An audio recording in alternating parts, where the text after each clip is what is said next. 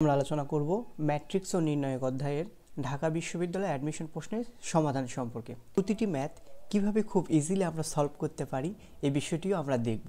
আপনি যদি চ্যানেলটিতে নতুন হয়ে থাকেন সেক্ষেত্রে চ্যানেলটি সাবস্ক্রাইব করবেন। 18 নং প্রশ্নে আমাদের বলা আছে কে এর কোন মানের জন্য নির্ণায়কটির মান শূন্য হবে না। এক্ষেত্রে আমরা দেখব অপশনগুলোতে যে কে এর মান দেওয়া আছে এই মানগুলো এই নির্ণায়কে বসিয়ে কোন ক্ষেত্রে আমরা নির্ণায়কের মানটি শূন্য পাই। আমি যদি কে এর মানটা 1 বসাই সেক্ষেত্রে আমরা দেখছি প্রথম সারির মান হবে 1, দ্বিতীয় সারির মানও হবে 1, অর্থাৎ দুইটা সারির মান একই হচ্ছে, সেক্ষেত্রে নির্ণায়কের মানটা হবে 0, অর্থাৎ এটি আমাদের উত্তর হবে না। দ্বিতীয় ক্ষেত্রে কে এর মানটা যদি আমরা -1টা বসাই সেক্ষেত্রে প্রথম সারি হচ্ছে 1 এবং তৃতীয় সারিটিও হচ্ছে 1, অর্থাৎ দুইটা সারির মান সেম হচ্ছে, সেক্ষেত্রে নির্ণায়কের মান হবে 0, অর্থাৎ এটিও আমাদের উত্তর হতে পারে না।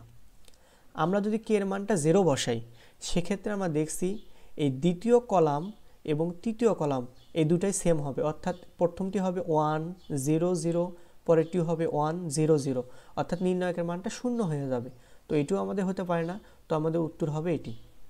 অর্থাৎ এক্ষেত্রে যদি নির্ণায়কে আমরা কে এর জায়গাগুলোতে 3 বসাই সেক্ষেত্রে নির্ণায়কের মানটা আমরা 0 পাবো না, 0 ছাড়া অন্য কোনো সংখ্যা পাবো।